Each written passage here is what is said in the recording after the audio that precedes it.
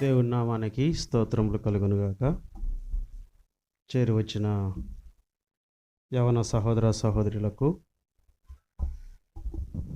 ప్రభువును రక్షకుడైన యేసుక్రీస్తు వారి నామమున మీకు శుభవందనాలు తెలియజేస్తున్నాం.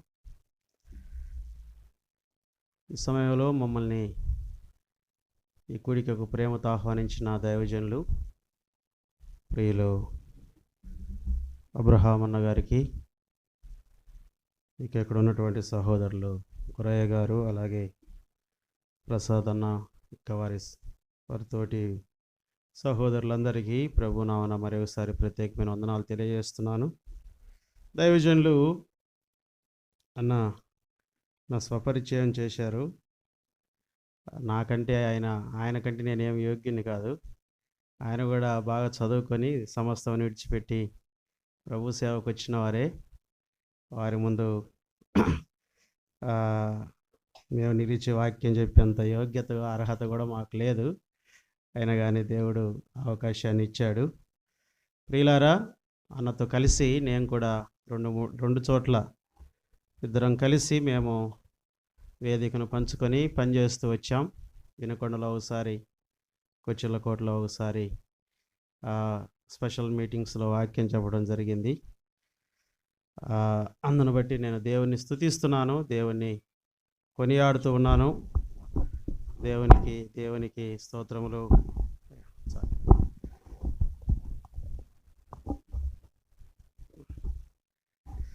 దేవుని నామానికి స్తోత్రములు చెల్లిస్తున్నాను. ప్రియులారా, యవన జీవితం చాలా శ్రేష్టకరమైనటువంటి జీవితం.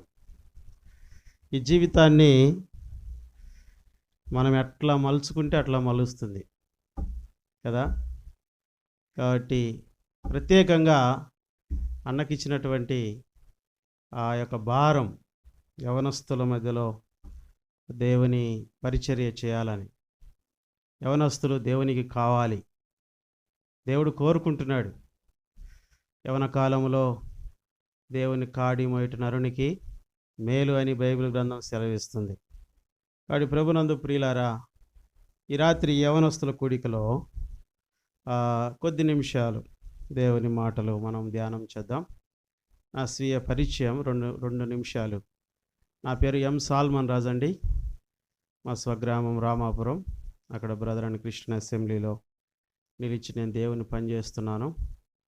దేవుడు తన పని కొరకు నన్ను పిలిచి, యోగ్యత లేని నన్ను పిలిచి అక్కడ తన పనిలో వాడుకుంటున్నందును బట్టి దేవుని నేను స్తుతిస్తూ ఉన్నాను. నేను ఎంఏ, బిఈడి, పిహెచ్డి చేశాను. నాగార్జున యూనివర్సిటీ గోల్డ్ మెడల్ వచ్చింది. తర్వాత భయంకరమైన క్యాన్సర్ కూడా వచ్చింది. ఇప్పుడు ఎట్లా ఉన్నా క్యాన్సర్ వచ్చిన వాళ్ళలాగా ఉన్నా కదా. ఇదంతా దేవుని కృప. 14 సంవత్సరాలు అయింది దేవుడు నన్ను స్వస్థపరిచి. ఎందుకంటే దేవుని చిత్తం ఏందో నాకు అర్థమైంది, దేవుడు ఎందుకు బ్రతికించాడో అర్థమైంది, కాబట్టి నేను ఎందుకు జీవించాలో నాకు అర్థమైంది. కనుకనే దేవుడు నన్ను ఇంతవరకు సజీవులుగా ఉంచాడు. కాబట్టి ఆ చిన్న గ్రామంలో, కుగ్రామంలో మేము దేవుని సేవ చేయడానికి దేవుడు కృప. మరి ఒకసారి నేను అబ్రహాం అన్న గారికి నా ప్రత్యేకమైన వందనాలు తెలియజేస్తున్నాను, మా ఇళ్ళ వారికి ఉన్న ప్రేమను బట్టి. ఈ సమయంలో పరిశుద్ధ గ్రంథమైన బైబిల్లో నుండి మనము మొదటి యోహాను పత్రిక 4వ అధ్యాయం 7 నుంచి 10 వచనాలు చదువుకున్నాం. నేను చదువుతున్నాను, గమనించండి. మొదటి యోహాను పత్రిక 4వ అధ్యాయం 7 నుంచి 10 వచనాలు. ప్రియులారా, మనము ఒకనొకడు ప్రేమింతము, ఎలయనగా ప్రేమ దేవుని మూలముగా కలుగుచున్నది. ప్రేమించు ప్రతివాడును దేవుని మూలముగా పుట్టినవాడై దేవుణ్ణి ఎరుగును. దేవుడు ప్రేమస్వరూపి. ప్రేమ లేనివాడు దేవుణ్ణి ఎరుగడు. మనం ఆయన ద్వారా జీవించినట్లు దేవుడు తన అద్వితీయ కుమారుణ్ణి లోకములోనికి పంపెను. దీనివలన దేవుడు మన యందుంచిన ప్రేమ ప్రత్యక్షపరచబడెను. మనము దేవుణ్ణి ప్రేమించితమని కాదు, తానే మనలను ప్రేమించి మన పాపములకు ప్రాయశ్చిత్తమై ఉండుటకు తన కుమారుణ్ణి పంపెను, ఇందులో ప్రేమ ఉన్నది. ఇంకొక భాగాన్ని చదువుదాం. 1 యోహాను పత్రిక 2వ అధ్యాయం 2వ వచనం. ఆయనే మన పాపములకు శాంతికరమై ఉన్నాడు. మన పాపములకు మాత్రమే కాదు, సర్వలోకమునకు శాంతికరమై ఉన్నాడు. మన అంశం ఏంటంటే, మన పాపములకు శాంతికరమై ఉన్న దేవుడు. మన అంశం అది. మన పాపములకు శాంతికరమై ఉన్న దేవుడు, లేకపోతే మన పాపములకు ప్రాయశ్చిత్తమైన దేవుడు. ఆమెన్ చెప్పండి అందరూ. ఆమెన్. మంచిది. 1 యోహాను పత్రిక, ఇది యేసుక్రీస్తు వారి యొక్క 12 మంది శిష్యుల్లో ప్రముఖులైనటువంటి 3 శిష్యులు ఉన్నారు. పేతురు, యాకోబు, యోహాను. ఈ యోహాను గారు రచించినటువంటి ఈ పత్రిక, యోహాను గారు ఆయన 5 పత్రికలు, 5 పుస్తకాలు ఆయన రచిస్తూ వచ్చాడు. ఒకటి యోహాను సువార్త, రెండవది యోహాను 3 పత్రికలు, మూడవది ప్రకటన గ్రంథం. 3 పత్రికలు, ఒక సువార్త, ఒక గ్రంథం, మొత్తం 5 ఆయన రచిస్తూ వచ్చాడు. యోహాను గారు వృత్తిరీత్యా ఆయన జాలరి అయినప్పటికీ ప్రభు ఆయన పిలుచుకొని ఏర్పాటు చేసుకొని దేవుడు ఆయన చేత అమూల్యమైన సంగతులు రాశాడు. బైబిల్ గ్రంథంలో ఎక్కువగా ప్రేమను గురించి ఎక్స్ప్రెస్ చేసింది, ప్రేమను గురించి ఎక్కువగా వివరించింది ఎవరంటే, ప్రభు యొక్క ప్రేమను పొందిన ఆయనకు ఒక పేరు కూడా ఉంది, యేసు ప్రేమించిన శిష్యుడు. ఆ ప్రేమను గురించి ఎక్కువ సార్లు రాసింది ఎవరంటే యోహాను గారే. కాబట్టి దేవుని రొమ్మున ఆనుకున్నాడు. దేవుని ప్రేమ నాకు అర్థమైంది. దేవుని ప్రేమ ఎలాంటిదో ఈ లోకంలో ఉన్న వారందరూ తెలుసుకోవాలని ప్రేమను గురించి ఎక్కువగా ఆయన రాస్తూ వచ్చాడు. అయితే మనము చదివిన భాగంలో ఒక భాగాన్ని మనం ఎంచుకున్నాం, మన పాపములకు ప్రాయశ్చిత్తమైన దేవుడు. ఈ రాత్రి మన అంశం, అసలు దేవుడు ఎవరో మనకు అర్థం కావాలి. Who is God? దేవుడు ఎవరు? కొన్ని వచనాలు నేను చూపిస్తాను. 100వ కీర్తన 3వ వచనంలో చదవండి. 100వ కీర్తన, దేవుడు ఎవరో మనకు అర్థం కావాలి. 100వ కీర్తన 3వ వచనం. యెహోవాయే దేవుడని తెలుసుకొనడి, ఆయనే మనలను పుట్టించెను, మనము ఆయన వారము. దేవుడు ఎవరంట? దేవుడు ఎవరు అంటే ఆయన నిన్ను నన్ను పుట్టించినవాడు. ఒకవేళ మీకు ఇలాగ డౌట్ రావచ్చు, మేము అమ్మ మా నాన్నకు పుట్టాం కాదని. అయితే తల్లిదండ్రులకు మనము జన్మించాం, కానీ ఆ జన్మకు ఆ మూలము ఎవరంటే మన దేవుడు. ప్రియులారా, దేవుడు అంటే సృష్టికర్త. దేవుడు నిన్ను నన్ను సృష్టించినవాడు. దేవుడు అర్థం కావాలంటే మనల్ని మనం చూసుకుంటే అర్థమైద్ది. నేను చెప్పే మాట మీకు అర్థమవుతుంది. దేవుడు మనకు అర్థం కావాలంటే మన శరీరాన్ని ఒకసారి మనం చూసుకుంటే గుండె, ఊపిరితిత్తులు, మూత్రపిండాలు అన్నీ లోపల పెట్టి ఎముకల్లో వాటిని భద్రపరిచి పైన చర్మాన్ని కప్పాడు మనకు. అవి కానీ బయటికి కానీ వచ్చాయనుకో ఏం చేయాలి మనం వాటిని? నా గుండె కానీ బయటకు వచ్చిందనుకో రోజు చేత పట్టుకొని తిరగాలి దాన్ని, అవునా కదా? ఒక ఆయనకు బాగలేదు, హాస్పిటల్లో జాయిన్ చేశారు, గాలి ఆక్సిజన్ పెట్టాలి, రోజు పెట్టాలంటే 10,000 అయింది. అంటే మనం 10,000 రూపాయలు గాలి పీల్చుకుంటున్నాం అన్నమాట. దేవుడు ఆయనకు రూపం, ఆయన తన పోలిక చొప్పున మానవుణ్ణి నిర్మించాడు. ప్రియులారా, అందుకే భక్తుడు ఇలాగ అంటున్నాడు. ఏమంటున్నాడంటే, నీవు నన్ను కలుగజేసిన విధమును చూడగా నాకు భయమును ఆశ్చర్యమును కలుగుతున్నాయి. ఎప్పుడైనా మనల్ని మనం చూసుకున్నప్పుడు మనం అద్దం కాడికి పోయి చూసుకుంటాం, ఎంత అందంగా ఉన్నావురా అనుకుంటాం. ఈ అందం ఇచ్చింది ఎవరు? ఈ రూపం ఇచ్చింది ఎవరు? ఈ శక్తి ఇచ్చింది ఎవరు? ఈ బలం ఇచ్చింది ఎవరు? ఈ రూపానికి శిల్పి ఎవరు అంటే దేవుడు. దేవుడు ఎవరంటే నిన్ను నన్ను పుట్టించినవాడు దేవుడు. God is creator. ఈనాడు మానవుడికి దేవుడు అర్థమైతే మొత్తం అర్థమైపోయినట్టే.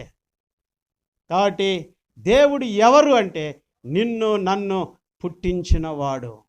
ఎన్ని ఎముకలండి, ఎన్ని చిన్న చిన్న నరాలలో నుంచి రక్తాన్ని పంపిస్తూ మన గుండెను 24 గంటలు ఆడిస్తూ మన జీవితాన్ని ఎలాగ నడిపిస్తూ ఉన్నాడో చూడండి.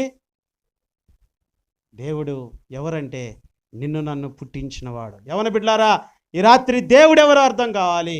దేవుడెవరు అంటే దేవుడు నిన్ను నన్ను పుట్టించినవాడు.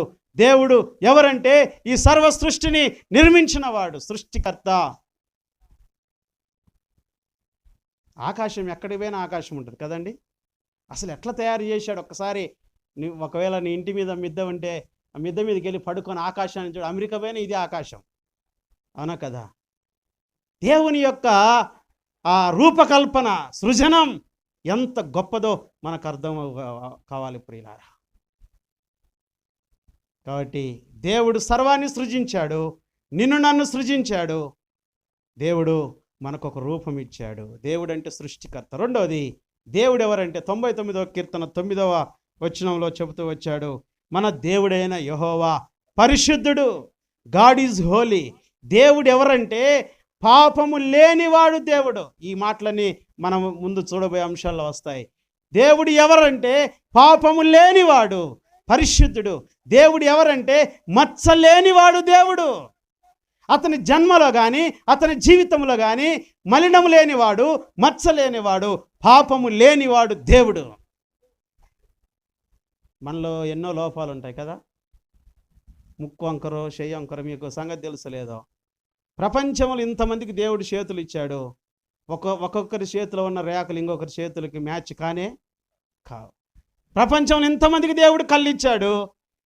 నీ కళ్ళున్నట్లు నా కళ్ళు ఉండవు, నా కళ్ళున్నట్లు నీ కళ్ళు ఉండవు. అందుకనే ఆధార్ కార్డుకి పోయినప్పుడు కళ్ళు చూస్తారు, లేకపోతే ఏళ్ళు చూస్తారు. ఎందుకంటే నీ కళ్ళు నీకే. మనలో అయితే అయినప్పటికీ అక్కడక్కడ మనలో లోపాలు ఉంటాయి. కొంచెము చూపు వంకరో, కాలు వంకరో, ముక్కు వంకరో ఏదో ఒకటి ఉంటుంది. కానీ దేవునిలో ఏ లోపము లేదు. ఈనాడు మానవునికి అర్థం కావాల్సింది ఏంటంటే దేవుడు అనగా పరిశుద్ధుడు, లోపము లేనివాడు దేవుడు, మచ్చ లేనివాడు దేవుడు.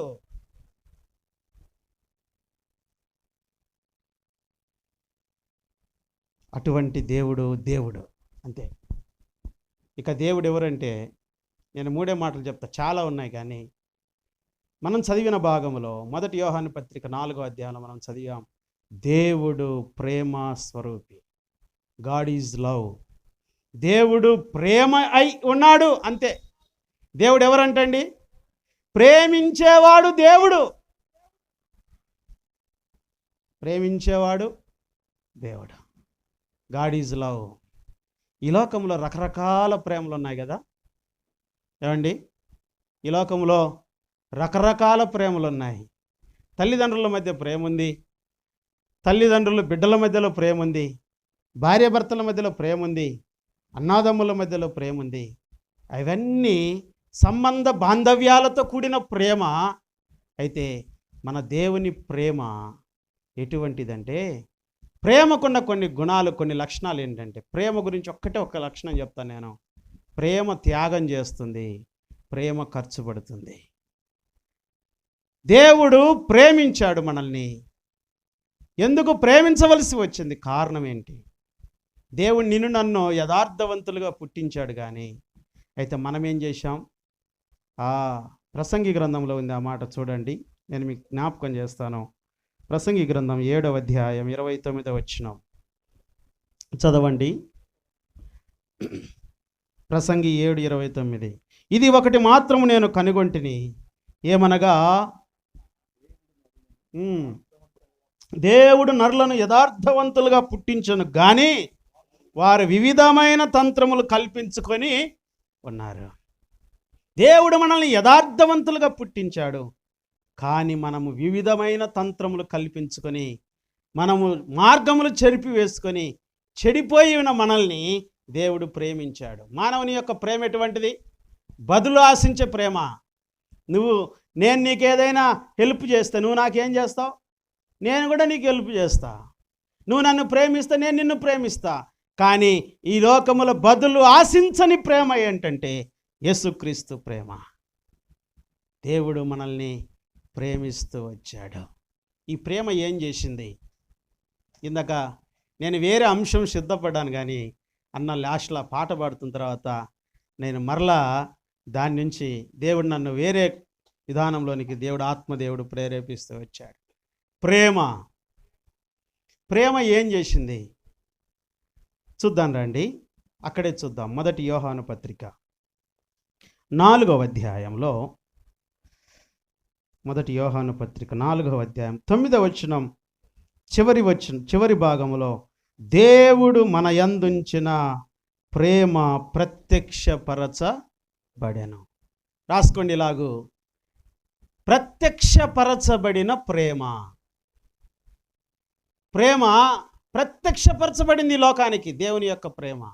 రెండోది మన అంశంలోకి వద్దాం. అక్కడే 10వ వచనంలో, తానే మనలను ప్రేమించి మన పాపములకు ప్రాయశ్చిత్తమై ఉండుటకు తన కుమారుణ్ణి పంపెను. ప్రాయశ్చిత్తము చేసిన ప్రేమ. ఒకటి ప్రత్యక్షపరచబడిన ప్రేమ, రెండోది ప్రాయశ్చిత్తము చేసిన ప్రేమ. మూడో చూడండి, ప్రకటన గ్రంథం 1వ అధ్యాయం 6వ వచనంలో,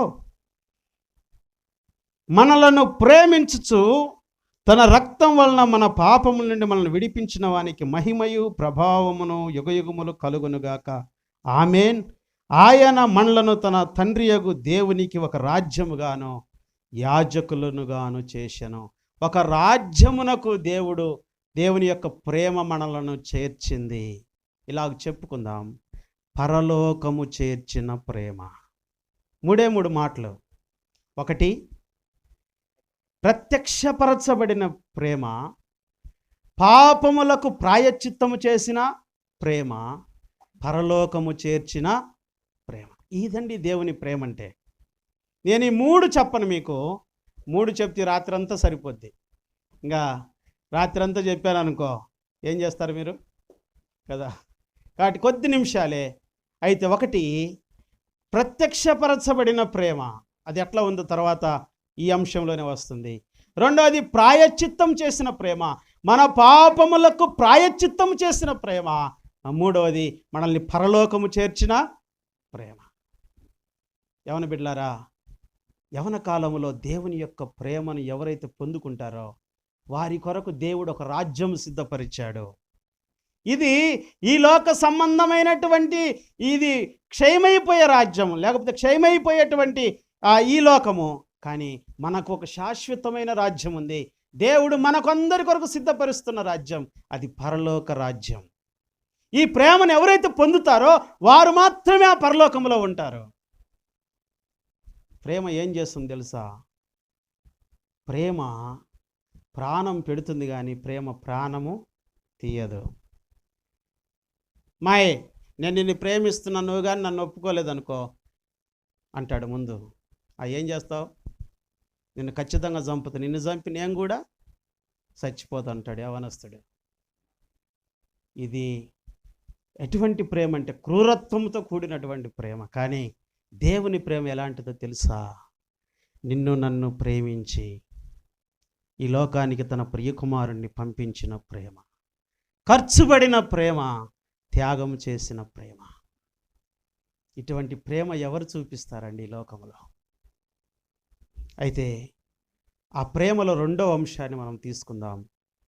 మన పాపములకు ప్రాయశ్చిత్తం చేసిన ప్రేమ. మన అంశం అదే, మన పాపములకు ప్రాయశ్చిత్తమైన దేవుడు, లేకపోతే మన పాపములకు ప్రాయశ్చిత్తం చేసిన దేవుడు. పాపము అంటే ఏందో మనకు అర్థం కావాలి. ఆ పాపములకు ప్రాయశ్చిత్తం ఎలాగో కలుగుతుందో ఈ రాత్రి వాటిని మనం ధ్యానం చేద్దాం. పాపం అనగా ఏమిటి? ఏందయ్యా అంకులు, ఎప్పుడు చూసి మీరు పాపం పాపం అంటుంటారు, ఎవరు వాక్యం చెప్పిన పాపం అంటుంటారు. పాపం అసలు ఏడుంది అని కొంతమంది అడగొచ్చు. పాపం లేదా? పాపము లేకపోతే పోలీస్ స్టేషన్లు ఎందుకు? పాపులు లేకపోతే కోర్టులు ఎందుకు? పాపులు లేకపోతే జడ్జీలు ఎందుకు? పాపము వారి చేత కొన్ని అకృత్యమైన కార్యాలు చేస్తుంది. వాటి రక్షణ కొరకు అవన్నీ సిద్ధపరచబడుతూ వచ్చాయి. అయితే పాపం అనగా ఏమిటి? బైబిల్ గ్రంథం ఏమి సెలవిస్తుంది? పాపం అనగా మొదటి యోహాను పత్రికలోనే రాయబడుతూ వచ్చింది, 3వ అధ్యాయం 4వ వచనం మనకందరికీ తెలుసు. పాపం అనగా పాపము చేయు ప్రతివాడును ఆజ్ఞను అతిక్రమించును. ఆజ్ఞాతిక్రమమే పాపము. ఆజ్ఞాతిక్రమమే పాపము. ఆజ్ఞను అతిక్రమించడమే పాపం అంట. ఏమండి, ఆజ్ఞ అంటే ఏంది? మీకు చెప్తా ఒక మాట. ఒక ఆయన పోయాడు, ఒక బైక్ కొన్నాడు, కొత్త బైక్ కొన్నాడు, హోండా షోరూమ్ పోయి. వాళ్ళు ఎమ్మటే బండి మనకు అలాట్ చేశారు. బండి వచ్చింది బయటికి వచ్చేటప్పుడు, సార్ బండితో పాటు మీరు ఈ హెల్మెట్ కూడా పెట్టుకోండి అని హెల్మెట్ ఇచ్చారు. వాళ్ళు ఒక మాట చెప్పారు, మీరు బండి బయటికి తీసినప్పుడల్లా, మీరు బయటికి ప్రయాణం చేసేటప్పుడల్లా ఈ హెల్మెట్ పెట్టుకోండి, ఇది మీకు ప్రాణానికి రక్షణ అని చెప్పి పంపించారు. కానీ యవనస్తులకు హెల్మెట్ పెట్టుకోవాలంటే ఎండాకాలం చెమట బస్తుంది కదా. ఏమంటారండి? ఆయన ఏం చేశాడంటే కొత్త బండి తీసుకున్నాడు, హెల్మెట్ నెత్తికి పెట్టుకోవాల్సింది నెత్తికి పెట్టుకోకుండా బండికి వెనక కట్టుకున్నాడు. ఇంకా ప్రయాణం అయిపోతా ఉన్నాడు. ఒక పెద్ద ట్రక్ ఎదురుకొచ్చింది, పోయి దాన్ని కొట్టాడు, తలకాయ పగిలింది, ప్రాణం పోయింది. ఆ బండి కొన్నాడు, ఆ షోరూమ్ వారిచ్చిన ఆజ్ఞ, లేకపోతే గవర్నమెంట్ వారిచ్చిన ఆజ్ఞని మీరుట ద్వారా ఏం పోగొట్టుకున్నాడు? ప్రాణం పోయింది. ఆజ్ఞాతిక్రమమే పాపం. ఆజ్ఞను మీరటమే పాపం. మీకు అర్థం కావడానికి ఈ సంగతులు నేను మీకు జ్ఞాపకం చేస్తున్నాను. ఆజ్ఞాతిక్రమమే పాపం ప్రియులారా. ఏమి ఆజ్ఞ? ఈనాడు లోకములో దేవుడు మానవునికి ఎన్నో రకాల ఆజ్ఞలు ఇచ్చాడు. కానీ మానవుడు వాటన్నిటిని మీరుట ద్వారా ఆజ్ఞను అతిక్రమించి ఏం చేస్తున్నాడు? పాపము చేస్తున్నాడు. ఇంకో చోట రాయబడుతూ వచ్చింది, మేలైనది మేలైనది ఎరిగి ఉండి కూడా చేయకపోవటమే పాపం. యాకోబు రాసిన పత్రికలు ఉంది చూడండి. యాకోబు రాసిన పత్రిక 4వ అధ్యాయం 17వ వచనంలో, కాబట్టి మేలైనది చేయనెరిగి అలాగూ చేయని వానికి ఏం కలుగును? పాపం కలుగును. మేలైనది ఎరిగి, చాలామందికి మేలేదో కీడేదో ఎరుగును, కానీ మేలైనది ఎరిగి కూడా చేయకపోతే ఏం కలుగుతుందంటే పాపము కలుగును. పాపం గురించి నేను 4 మాటలు చెప్తా మీకు. ఒకటి, డెఫినేషన్ ఆఫ్ ద సిన్. మొట్టమొదటిది పాపం నిర్వచనం. రెండవది డీడ్స్ ఆఫ్ సిన్, పాపము చేసే కార్యాలు. మూడవది మనము గమనిస్తూ వస్తే డెస్టినేషన్ ఆఫ్ సిన్, పాపము యొక్క గమ్యం. నాలుగవది డెలివరెన్స్ ఫ్రమ్ సిన్, పాపము నుంచి విడుదల. ఈ 4 మనం స్టడీ చేస్తే రాత్రి ఈ మన అంశం మొత్తం దీంట్లో వస్తుంది. మన పాపములకు ప్రాయశ్చిత్తం. ఏం చెప్పుకున్నాం? మొట్టమొదటిది డెఫినేషన్ ఆఫ్ సిన్, పాపము యొక్క నిర్వచనం. రెండవది డీడ్స్ ఆఫ్ సిన్, పాపము చేసే కార్యాలు లేకపోతే కాన్సిక్వెన్సెస్ ఆఫ్ సిన్, పాపము యొక్క పర్యవసానాలు. మూడవది డెస్టినేషన్ ఆఫ్ సిన్, పాపం యొక్క గమ్యం, పాపం మానవుని ఎక్కడికి తీసుకెళ్తుందో. నాలుగవది డెలివరెన్స్ ఫ్రమ్ సిన్, పాపము నుంచి విడుదల. ఇవి మానవునికి కావాలి. పాపములకు ప్రాయశ్చిత్తమై ఉండుటకు తన కుమారుణ్ణి పంపాను. పాపములకు ప్రాయశ్చిత్తం. పాపం అంటే ఏంటంటే ఆజ్ఞను అతిక్రమించుట పాపం, మేలైనది ఎరిగి కూడా చేయకుండుటే పాపం. రెండవది పాపము చేసే కార్యాలు లేకపోతే డీడ్స్ ఆఫ్ సిన్, పాపం యొక్క పర్యవసానాలు ఎలాగుంటాయి? పాపం మానవునికి ఏం చేస్తూ వచ్చింది? హెబ్రీయులకు రాసిన పత్రిక 3వ అధ్యాయం 15వ వచనం. హెబ్రీ 3:15 చదవండి. అక్కడ ఒక మాట అంటాడు, పాపమునకు కలుగు భ్రమ. పాపం మానవునికి ఏం కలుగజేసిందంటే భ్రమ కలుగజేసింది. భ్రమ భ్రమ భ్రమ. ఎక్కువగా యవనస్తులు ఎట్లా ఉంటారంటే భ్రమలో ఉంటారు. నేను బాగా చదువుకొని అట్లా ఉండాలి, ఆయనలాగా ఉండాలి, ఆ హీరోలాగా ఉండాలి, లేకపోతే నేను అలాగుండాలి. ఒక భ్రమ. పాపమునకు ఏముందండి? భ్రమ. దీనిలాగా మనం చెప్పుకుందాం. నేను 7 మాటలు చెప్తాను వాటి గురించి. పాపపు భ్రమ అంటే ఒక అంధత్వంలోనికి పాపం మానవుణ్ణి తీసుకొని పోతుంది. దీన్ని ఏమంటారంటే, ఎవరైనా అయ్యా నువ్వు పాపం చేసావంటే ఏమంటాడు? నేను చేయలేదు, నేనేం చేశా అంటాడు. పాపము అంధత్వంలోనికి మానవుణ్ణి తీసుకొని వచ్చింది. అందుకన్నాడు మొదటి యోహాను పత్రిక 1:8 అన్నాడు. ఏమన్నాడంటే, మనము పాపము లేని వారమని చెప్పుకున్న ఎడల మనలను మనమే ఏం చేసుకుంటున్నాం? మోసం. అమ్మా జాగ్రత్తగా వినండి. ఆ పాపపు భ్రమ ఏం చేస్తుందంటే, నాలో పాపము లేదు, నేను ఏం చేయలేదు అని చెప్పుకుంటూ ఆ భ్రమలో ఉండి, ఆ అంధత్వంలో ఉండి మానవుడు తన్ను తాను మోసము చేసుకుంటున్నాడు. ప్రభునందు ప్రియులారా, పాపము భ్రమ లేకపోతే పాపము అంధత్వాన్ని తీసుకొని వచ్చింది. అందుకన్నాడు 2 కొరింథీ 4:4 యుగ సంబంధమైన దేవత వాని మనోనేత్రములకు ఏమి కలుగజేశాడు? గ్రుడ్డితనం. పాపము అర్థమైతే వాడు ప్రభు దగ్గరికి వస్తాడని పాపము చేసేవాడిని భ్రమలో ఉంచాడు సాతానుడు. కాబట్టి ఈ రాత్రికాల సమయంలో పాపము దాని యొక్క పర్యవసానాలు ఎట్లుంటాయంటే, నిన్ను అంధత్వంలోనికి తీసుకొని వెళ్తుంది. నీ పాపమును ఒప్పుకోలేవు, నీ స్థితిని ఒప్పుకోలేవు, నీ జీవితాన్ని నువ్వు ఒప్పుకోవడానికి నువ్వు ఇష్టపడవు. రెండవది, పాపమునకు ఉన్నటువంటి పర్యవసానం ఏంటంటే, రోమీయులకు రాసిన పత్రిక 7వ అధ్యాయం 14 రోమా 7:14 చూడండి, చదవండి ఎవరైనా. రోమా 7:14 ధర్మశాస్త్రము ఆత్మ సంబంధమైన ఎరుగుదును, అయితే నేను పాపమునకు అమ్మబడి శరీర సంబంధినై ఉన్నాను. పాపమునకు అమ్మబడి తిని. ఒకటి, పాపము అంధత్వాన్ని కలుగజేస్తే, రెండోది పాపం మనల్ని ఏం చేస్తుంది? అమ్ముతుంది. ఎందుకన్నాడు యోహాను సువార్తలో 8వ అధ్యాయం 34 పాపము చేయువాడు పాపమునకు ఏమై ఉన్నాడు? దాసుడు. ఇప్పుడు లేదు, కానీ బైబిల్ గ్రంథంలో మనం కానీ పాత నిబంధన గ్రంథంలో చూస్తే కొంతమందిని కొనుక్కుంటారు వాళ్ళ ఇంట్లో పనిచేయడానికి. ఏసేపును కూడా ఏం చేశారు? తన అన్నలు అమ్మివేశారు. అయితే ఆ మిద్యాను వర్తకులు కొన్నారు. తర్వాత పోతిఫరు, ఐగుప్తుకు ఉన్నటువంటి పోతిఫరుకి అమ్మివేస్తూ వచ్చారు. అమ్మివేయబడుట. ఎట్లా అమ్మివేయబడతాం మనం?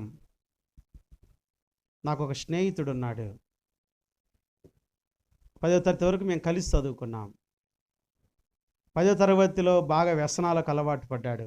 10వ తరగతితో చదువు ఆపేశాడు. బాగా త్రాగుబోతు అయిపోయాడు. సారాయి కానీ తాగకపోతే ఒళ్ళు షివరింగ్ వస్తుంది ఆ అబ్బాయికి. గడగడ వణుకుతూ ఉంటాడు. ఎవరైనా కానీ, రే ఈ 10 రూపాయలు ఇస్తా, నువ్వు పోయి ఆ వైన్ షాపులో లేకపోతే మందు తీసుకొని రా అంటే ఆ 10 రూపాయల కోసము వాళ్ళకు మందు తెచ్చిస్తాడు. కారణం, దేనికి అమ్మబడ్డాడు?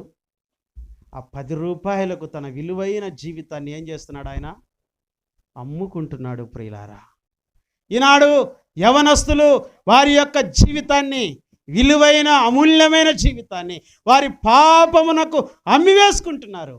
నేను ఒక ఉదాహరణ మాత్రమే చెప్పాను. ఆయన ఆ త్రాగుడికి తన జీవితాన్ని అమ్ముకుంటున్నాడు. నువ్వు ఏ వ్యసనానికి నీ జీవితాన్ని అమ్ముకున్నావు? ఏ చెడు కార్యానికి నీ జీవితాన్ని అమ్ముకున్నావు? ఏ పాపం నిన్ను పట్టివేసింది? పాపము చేయవాడు పాపమునకు దాసుడు. అమ్మబడిన వాడు కొనబడిన వాడికి దాసుడు ప్రియులారా. కాబట్టి నువ్వు అనుకుంటున్నావు నేనేం పాపము చేయట్లేదని. మొట్టమొదటిగా పాపము నీకు భ్రమ కలుగజేస్తుంది. రెండవది నీ పాపము నీకు ఒకటి అంధత్వం కలుగజేస్తే, రెండవది నీ పాపము నిన్ను అమ్మివేస్తుంది. మూడోది చూడండి, పాపము చేసేటువంటి పనులు. రోమిలకు రాసిన పత్రిక 6వ అధ్యాయం 12వ వచనంలో, రోమా 6:12 పాపం ఏమి చేస్తుంది? రోమా 6:12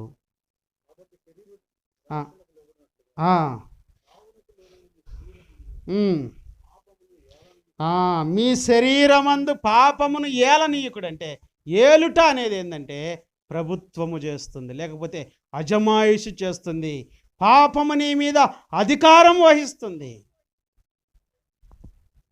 ప్రకాశం జిల్లాకు ఒక కలెక్టర్కు ఒక అధికారం ఉంది. ఎంతవరకు? జిల్లా వరకు, ముఖ్యమంత్రికి రాష్ట్రం వరకు, ప్రధానమంత్రికి దేశం వరకు. కానీ పాపం మాత్రం సర్వ ప్రపంచం మీద ఏం చేస్తుంది? ఏలుబడి చేస్తుంది ప్రియులారా. మీకు సంగతి తెలుసో లేదో అన్నాడు అపొస్తలుడు అయిన పౌలు ఒక మాట అన్నాడు. అపొస్తల కార్యం 17వ అధ్యాయం, అజ్ఞాన కాలములను అయితే దేవుడు చూచి చూడనట్లుగా ఉండేను, కానీ ఇప్పుడైతే అంతటా అందరూ మారు మనసు పొందాలన్నాడు. అక్కడ అజ్ఞాన కాలములలో దేవుడు చూచి చూడనట్టుగా ఉన్నాడు. ఇది విజ్ఞాన కాలం, అది అజ్ఞాన కాలం. అజ్ఞాన కాలంలో ఏమండి, ఇప్పుడు చదువుకున్న వారి కంటే చదువు లేని వారి కంటే చదువుకున్న వాళ్ళే ఎక్కువగా పాపము చేస్తున్నారు.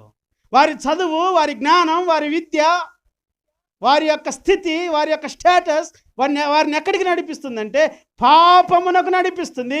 ఆ పాపం వారి మీద ఏలుబడి చేస్తుంది. నీలో ఉన్న పాపం నిన్ను కంట్రోల్ చేస్తుంది. ఎట్లా నడిపిస్తుందో గమనించుకో యవనస్తుడా.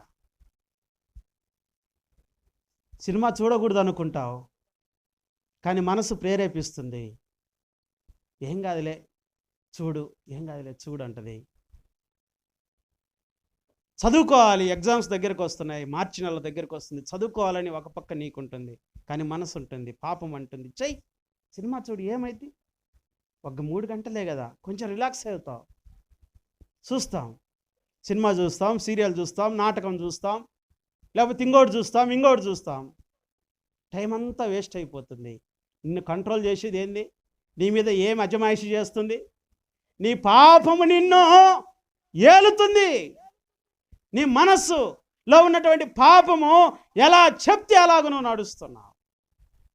ప్రియమైన సోదరుడా, ప్రియమైన సోదరి, పాపము ఏలుబడి చేస్తుంది. అజమాయిషి, ద రూల్ ఆఫ్ సిన్, అది మన మీద ప్రభుత్వం చేస్తుంది. గమనించుకో, నువ్వు ఈ మీద పాపం ప్రభుత్వం చేయట్లేదా? 3 మాటలు చూసాం. పాపము దాని యొక్క పర్యవసానాలు ఏంటి?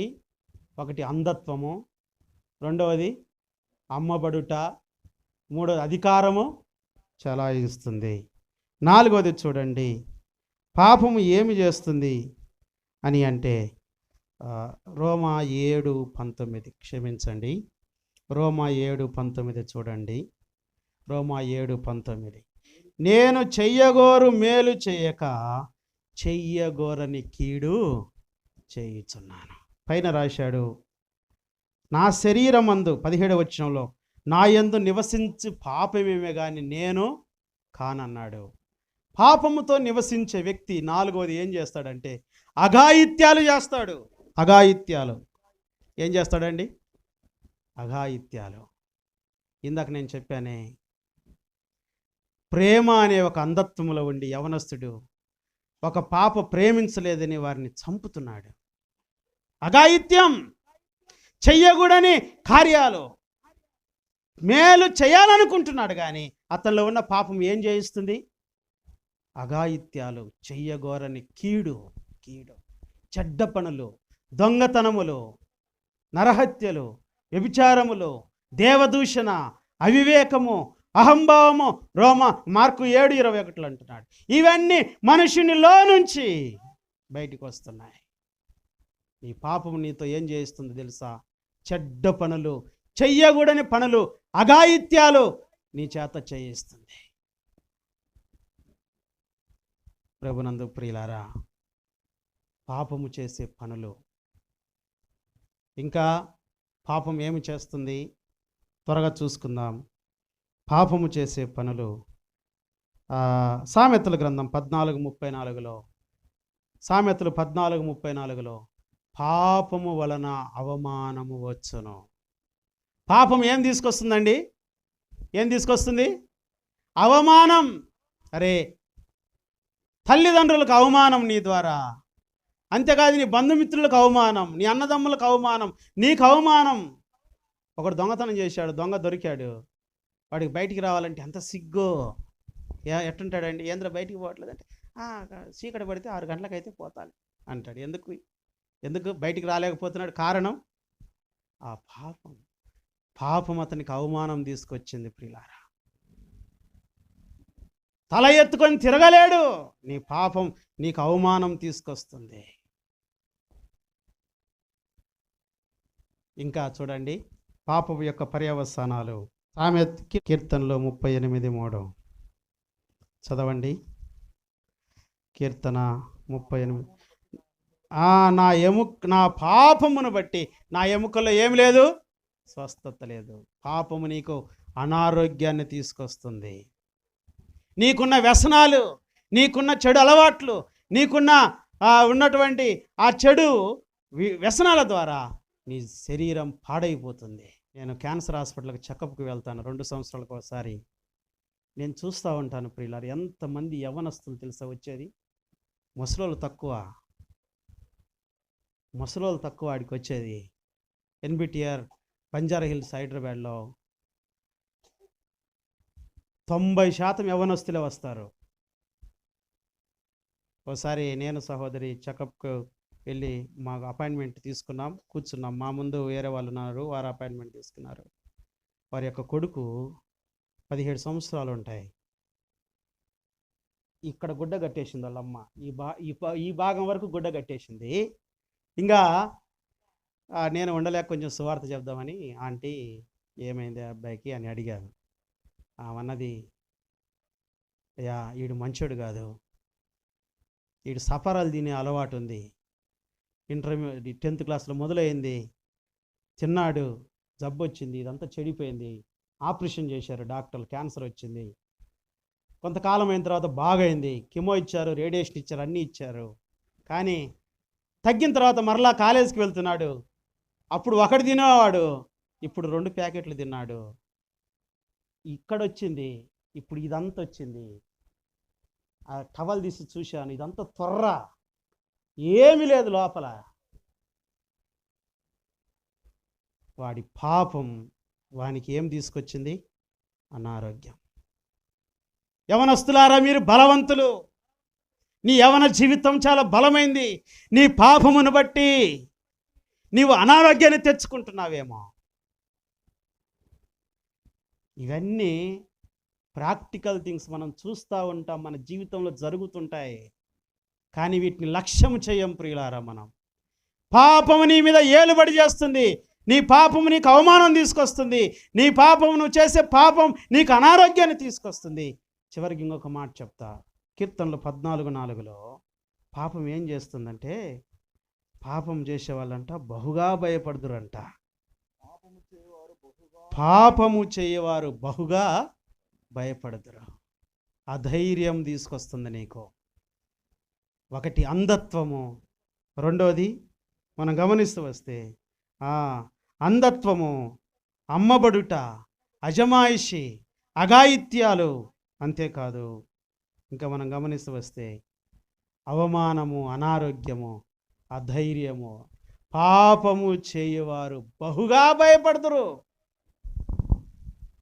ఎందుకు వచ్చిందండి భయం? ఈ పాపానికి మూలం ఎక్కడో తెలుసా? ఆదికాండం 3వ అధ్యాయంలో పాపానికి మూలము ఆదాము అవ్వలు.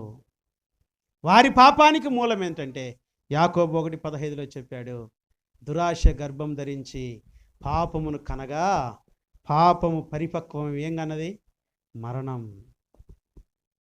మరణానికి ఆ జేజనాయన లేకపోతే జేజం ఎవరంటే దురాశ. ఆశలు, అట్రాక్షన్లు ప్రియులారా. నీ అట్రాక్షన్లు, నీ ఆశలు, నీలో ఉన్న శరీరాశలు, నీలో ఉన్న కోరికలు నీ పాపానికి మూలమవుతున్నాయి. అవ్వమ్మ చూసింది, ఆశపడింది, ఒక్క కాయది తిందాములని సగం తిన్నది. తిని అయ్యగారికి కూడా సగం పెట్టింది. సర్వలోకానికి ఏం తీసుకొచ్చింది? ఆదాము అవ్వలు చేశారు కదా, మేమేం పాపం చేశామనొచ్చు. ఒక భక్తుడు ఇలాగ అంటున్నాడు, దావీదు మహారాజు, నేను నా తల్లి గర్భములోనే పాపములో జన్మించితిని. మన జన్మము పాపం, మన స్వభావం పాపం. ఆదికాండం 8:21 నరుని హృదయాలోచన బాల్యము నుంచి చెడ్డది. అయితే ఇటువంటి పాపం, 2 మాటలు చూసాం, definition of sin, deeds of sin, మూడవది డెస్టినేషన్ ఆఫ్ సిన్. పాపపు గమ్యం ఏంటో తెలుసా? పాపము ఇటువంటి కార్యాలు మనలో జరిగించిన పాపము చివరికి మనల్ని ఎక్కడికి తీసుకెళ్తుందంటే రోమా 6:23 చెప్పబడింది, పాపము వలన వచ్చు జీతము మరణం. నీ పాపము నిన్ను మరణానికి తీసుకొని వెళ్తుంది. 2 రకాల మరణాలు ఈ లోకంలో ఉన్నాయి. ఒకటి శరీర సంబంధమైన మరణం, రెండోది ఆత్మ సంబంధమైన మరణం. ఈ శరీర సంబంధమైన మరణం అందరికి వస్తుంది. అసలు మరణానికి వయోపరిమితి లేదండి. చిన్నవాళ్ళు లేరు, పెద్దవాళ్ళు లేరు, స్త్రీలు లేరు, పురుషులు లేరు, యవనస్తులు లేరు. మరణము కిటికీలు ఎక్కుతుంది. మరణం మానవుని వెంటాడుతుంది. నీ పాపము నీ వెంబటి పరుగులు తీస్తుంది నిన్ను పట్టుకోవడానికి. ఎందుకండి యవనస్తులు వారి జీవితం ఎంతో 100 ఏళ్ల జీవితాన్ని వారు ఏం చేసుకుంటున్నారు? మధ్యలోనే పాడు చేసుకుంటున్నారు. కారణం ప్రసంగి గ్రంథంలో చెప్పాడు, వాళ్ళు దుర్మార్గపు పనులు చేస్తున్నారు. ఓ ప్రియమైన యవన సోదరుడా, సోదరి, నీ పాపం ఎంత భయంకరమైందో నువ్వు ఈ రాత్రి అర్థం చేసుకో. పాపం ఎటువంటిదో తెలుసా? పాపము అయస్కాంతం కంటే భయంకరమైంది. ఒక సెలయేరు ఉంది. ఆ సెలయేరులో ఒక జంతువు చచ్చిపోయింది. జంతువు చచ్చిపోతే ఒక రాబందు పైనుంచి చూసింది. ఆ జంతువు మీదకి వచ్చింది.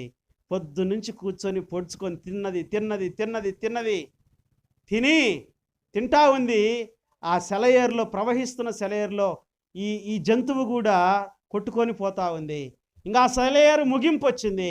ఆ సెలయేరు ఇంకా కింద డౌన్ ఫాల్స్ అవి పడిపోతాయి.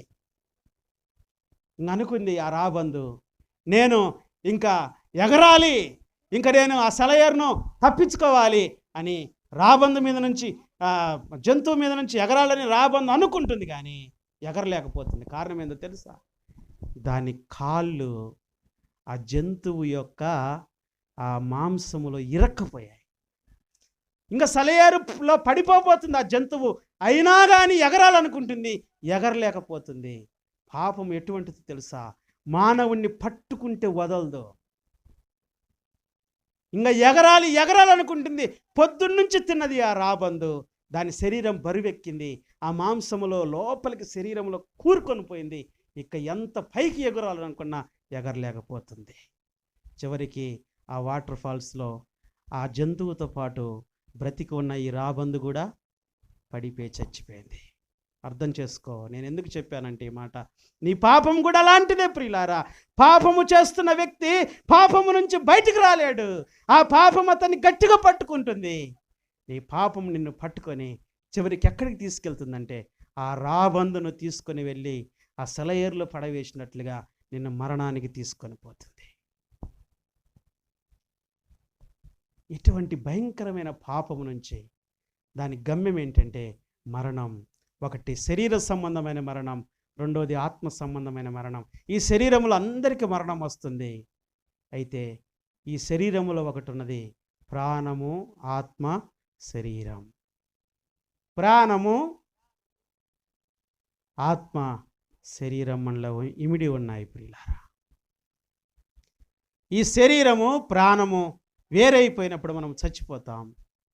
ఆత్మ దేవుని దగ్గరికి వెళ్తుందని బైబిల్ గ్రంథం సెలవిస్తుంది.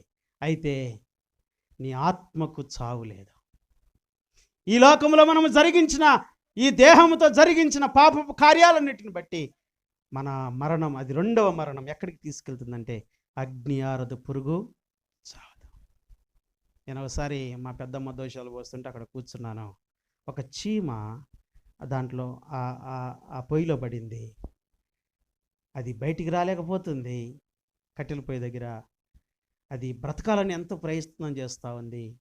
అది బ్రతకలేక చివరికి దాంట్లో కాలిపోయింది. నాకు అనిపించింది, మానవుని యొక్క పాపం ఎక్కడికి తీసుకెళ్తుందంటే అగ్నిగుండానికి.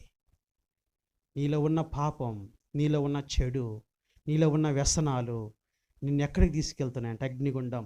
అగ్ని ఆరదు, పురుగు చావదు. నిప్పు కణములతో, అగ్ని గంధకములతో మండుగుండం.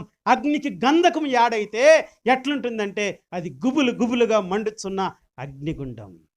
అగ్నిగుండం నుంచి ఏ మానవుడు కూడా తన్ను తానుగా రక్షించుకోలేడు ప్రియులారా.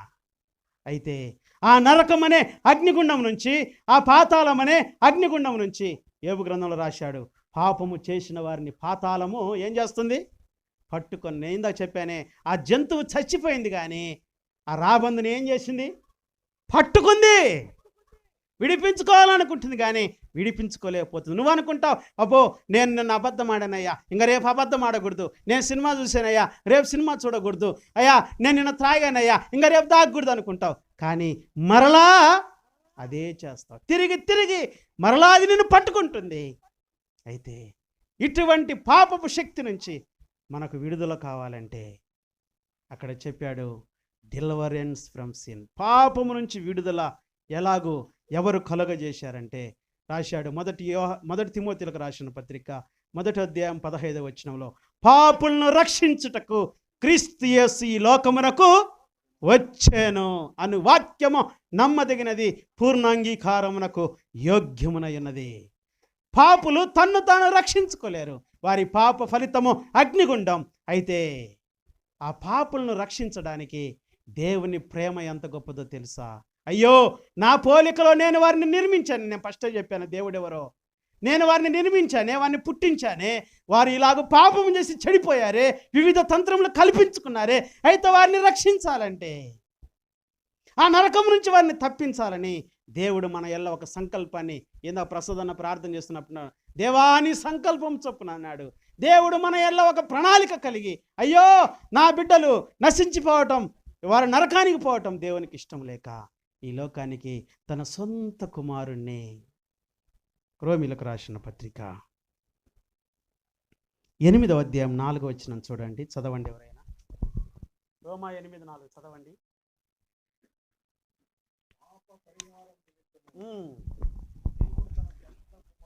పాప పరిహారము నిమిత్తము దేవుడు తన సొంత కుమారుణ్ణి పాప శరీర ఆకారముతో పంపి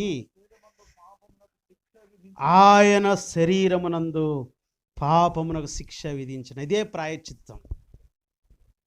ఏం రాశాడు? పాప పరిహారం నిమిత్తము దేవుడు తన సొంత కుమారుణ్ణి పాప శరీరాకారముతో పంపి. మనము పాపం చేశాం. అయితే దేవుడు, ఇందాక చెప్పాను, పరిశుద్ధుడు, పాపము లేనివాడు. ఆయన మన కొరకు ఈ పాపపు శరీరాన్ని ధరించుకొని మానవుడిగా ఈ లోకములో కన్య గర్భమున జన్మించి మానవుడిగా అవతరించి పాప శరీరాకారముతో పంపాడు. తన శరీరమందు మన పాపములకు ఏం పొందాడు? శిక్ష పొందాడు. ఎటువంటి శిక్ష తెలుసా? భయంకరమైనటువంటి శిక్ష. నీవు నేను చేస్తూ వచ్చిన ఈ పాపముల నిమిత్తం, ఈ చేతులతో చేస్తూ వచ్చిన పాపముల నిమిత్తం ఎన్ని స్ఫిటాకులు పట్టుకున్నావు, ఎన్ని మందు గ్లాసులు పట్టుకున్నావు, ఎలాగ జీవించావు, ఈ చేతులతో నువ్వు చేసిన పాపము నిమిత్తం ప్రభువైన యేసుక్రీస్తు వారి చేతుల్లో మేకులు. ఈ కాళ్ళతో ఎక్కడికెక్కడికో పరిగెత్తావు, ఎన్ని సినిమా హాలకు పరిగెత్తావు, ఎన్ని వ్యభిచార గృహాలకు వెళ్ళావు, ఎక్కడికెక్కడికో నువ్వు ఇష్టానుసారంగా నువ్వు వెళ్ళావు. అయితే నువ్వు కాళ్ళతో చేసిన పాపం నిమిత్తం ఆయన కాళ్ళల్లో మేకులు. నువ్వు దుష్ట తలంపులు చేసినందుకు, నీ ఆలోచనలు చెడిపోయినందుకు, నువ్వు దుష్ట తలంపులతో ఏవేవో పాపపు కార్యాలు ఆలోచించినందుకు యేసుక్రీస్తు తలపై ముళ్ళ కిరీటం. ఈ దేహముతో జరిగించిన పాపం నిమిత్తం, ఈ శరీర కోరికలు నెరవేర్చుకోవడానికి నీ ఇష్టానుసారంగా చెడు అలవాట్లు, చెడు వ్యసనాలతో జీవించినందుకు నీకు బదులుగా ఆ యేసుక్రీస్తు శరీరంపై గాయాలు, పచ్చిపుండ్లు. అయ్యో, ఆ రెల్లుతో కొట్టినప్పుడు ప్రభు యొక్క దేహం చీల్చబడింది. ప్రభు యొక్క రక్తము దారలుగా భూమిపై ఒలికించబడుతూ వచ్చింది. అయ్యో, నీ హృదయ తలంపులతో నువ్వు చేసిన పాపం నిమిత్తం, నేను చేసిన పాపం నిమిత్తం ఒక దుష్టుడు బల్లెమును తీసుకుని వచ్చి ప్రక్కలో పొడవగా అది గుండెలోనికి వెళ్ళి, ఈ ప్రక్కలో నుంచి యేసుక్రీస్తు గుండెలోనికి వెళ్ళి ఆ గుండెను చీల్చి ఆ గుండెలో ఉన్నటువంటి రక్తమును, నీళ్లను సైతము ఆ ఈటతో సహా క్రిందికి వచ్చి మనకు చిన్న మేకు కుచ్చుకుంటే తట్టుకోలేం. కానీ ప్రభు శిలువలో నీ కొరకు, నా కొరకు, మన పాపములకు శిక్షను అనుభవిస్తూ వచ్చాడు. This is substitutes of love. మనకు బదులుగా ప్రాణం పెట్టిన ప్రేమ. ఆ స్థానం మనది, ఆ స్థితి మనది. అక్కడ నీవు ఉండాలి, అక్కడ నేను ఉండాలి. ఆ శిక్ష మనం అనుభవించాలి. ఆ శిక్షను దేవుడే భరిస్తూ వచ్చాడు. ప్రభునందు ప్రియులారా, ఒక తండ్రికి 2 కొడుకులు ఉన్నారు, 2 కవల పిల్లలు. ఒకడేమో లాయర్ అయ్యాడు, ఒకడేమో దొంగ అయ్యాడు. దొంగ ఒకరిని చంపాడు. అన్న ఉండే అక్కడ కోర్టుకు వచ్చాడు. అన్నే జడ్జి తమ్ముడిని చూశాడు. ఏం చేశాడు? అతడు చేసిన హత్య నిరూపణ అయింది. నిరూపణ అయితే అన్న ఎమ్మటి ఏం చేశాడు తెలుసా? ఇతనికి ఉరి శిక్ష అని రాసి సంతకం పెట్టి కన్నీళ్లు గార్చుకుంటూ లేచి వెళ్ళిపోయాడు. అన్న 2 కవల పిల్లలే. ఆ రాత్రి అంతా నిద్ర లేదు. అన్న అనుకున్నాడు, నా తమ్ముడిని ఎట్లయినా రక్షించాలి అనుకున్నాడు. అక్కడ జైల్లో ఉన్నాడు తమ్ముడు దగ్గరికి వెళ్ళాడు. తమ్ముడు అన్నాడు. అన్న, ఆ తమ్ముడు పలకట్లేదు. నాకు శిక్ష వేశావు కదరా అని తమ్ముడు పలకట్లేదు. అయితే అన్న అన్నాడు, నేను నీ స్థానంలోనికి వెళ్తాను, నువ్వు వెళ్ళిపో, నువ్వు బయటికి వెళ్ళు, బాగా బ్రతుకు, బాగా దేవుని నమ్ముకో, నీ జీవితాన్ని మార్చుకో అన్నాడు. అని బయలుదేరి అన్నేమో చెరసాల్లోనికి వెళ్ళాడు జడ్జి గారు. తమ్ముడికేమో విడుదల కలుగజేశాడు. తమ్ముడేమో బయటికి వెళ్ళాడు. అన్న వస్త్రాలు తమ్ముడి వస్త్రాలు అన్న మార్చుకున్నారు. ఏం చేశారు? బయటికి వెళ్ళాడు. గమనించండి ప్రియులారా, ఏమైపోయింది? అన్నేమో ఆ శిక్ష విధించింది ఆయనే, ఆ శిక్ష భరించింది ఆయనే. యేసుక్రీస్తు వారు కూడా చేసింది అదే. పాపమునకు శిక్ష ఉన్నది, ఆ శిక్షను విధించింది ఆయనే, ఆ శిక్షను మన కోసం భరించింది ఆయనే. ఎటువంటి దేవుడు అండి ఈ దేవుడు! మన పాపములకు ప్రాయశ్చిత్తం చేయడానికి, మన పాపములను కప్పివేయడానికి, మన పాపములు ఎన్నడూ కనపడకుండా వాటిని తీసివేయడానికి యేసుక్రీస్తు వారి ఈ లోకంలో జన్మించాడు. ఓ ప్రియమైన తమ్ముడు, ఓ ప్రియమైన చెల్లి, నీ పాపం ఎంత భయంకరమైందో తెలుసా? నీ పాప ఫలితం మరణమై ఉండగా ఆ మరణము నుంచి మనల్ని రక్షించడానికి యేసుక్రీస్తు తన ప్రాణమును పెట్టాడు, మన కోసం చనిపోయాడు. 3 దినాలు సమాధిలో ఉన్నాడు.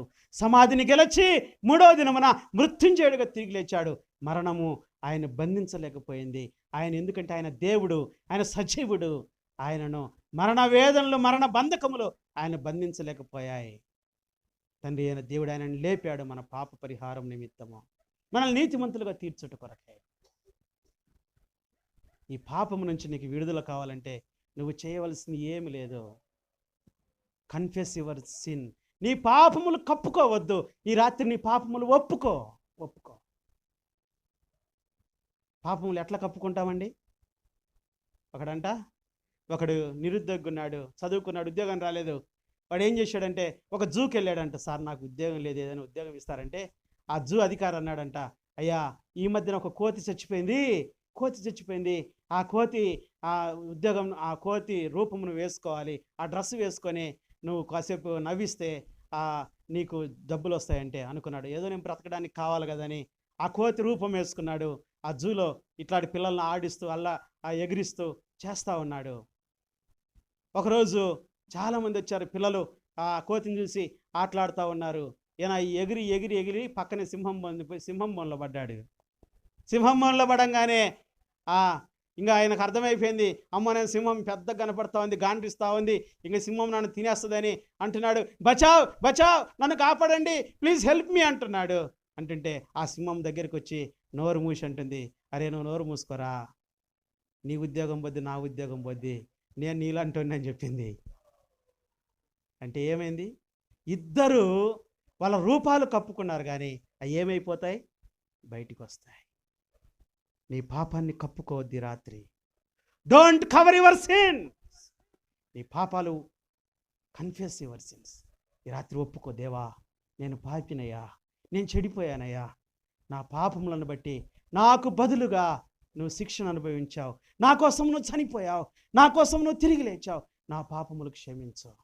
ఒక మాట అన్నాడు దావీదు అనే మహారాజు 32వ కీర్తనలో, నీ ఎదుట నా పాపము ఒప్పుకొందును అనుకుంటేనే. ఒప్పుకుంటావు. ఈ రాత్రి ఏమి చేయాల్సిన పని లేదు.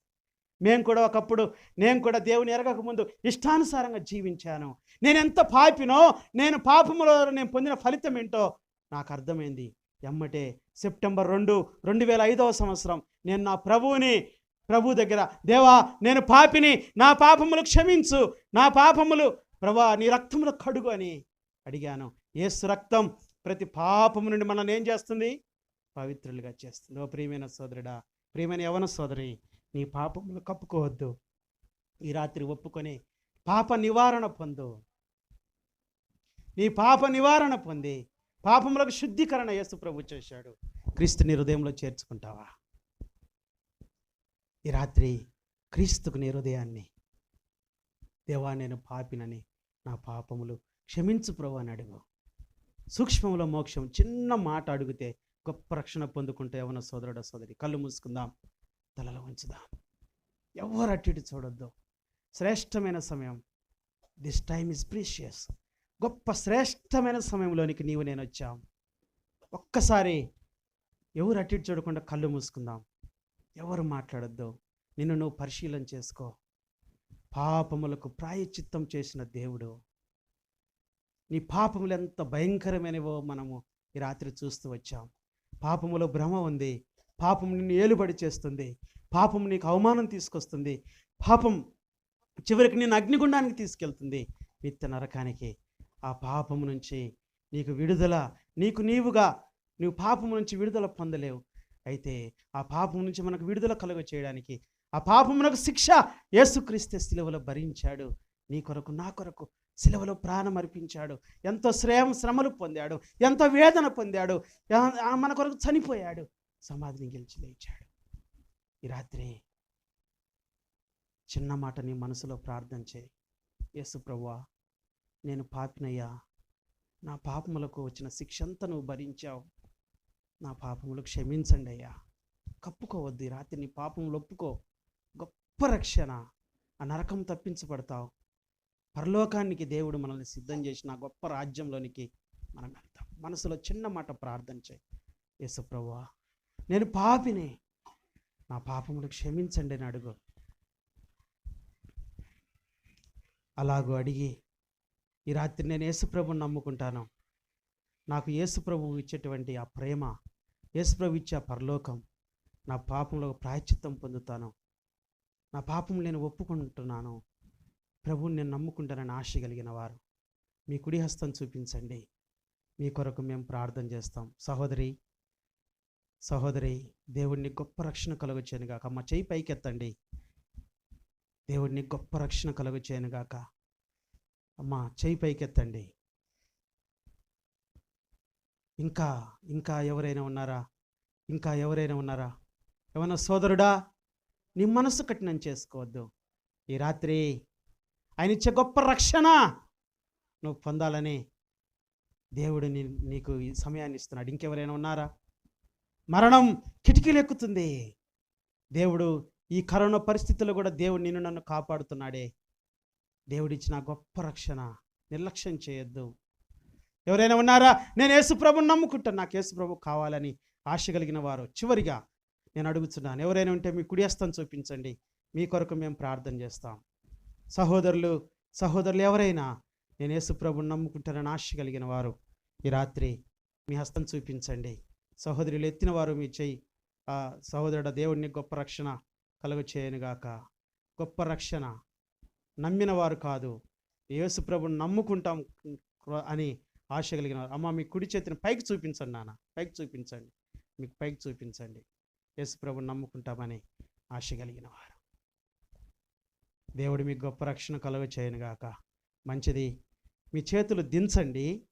ప్రార్థన అయిపోయిన తర్వాత మీరు ముందుకు వచ్చినట్లయితే మీ కొరకు మేము ప్రార్థన చేసి కొన్ని సంగతులు చెప్పి మేము మిమ్మల్ని మీళ్ళకు పంపిస్తాం. దయచేసి చేతులు ఎత్తిన వారు మీరు కూటమి అయిపోయిన తర్వాత ప్రార్థన చేసిన తర్వాత దైవజనులు దగ్గరికి మీరు ముందుకు వచ్చినట్లయితే ఆ రక్షణ నిశ్చయితను గురించి తెలియజేసి మీ కొరకు మేము ప్రార్థన చేసి మిమ్మల్ని పంపిస్తాం.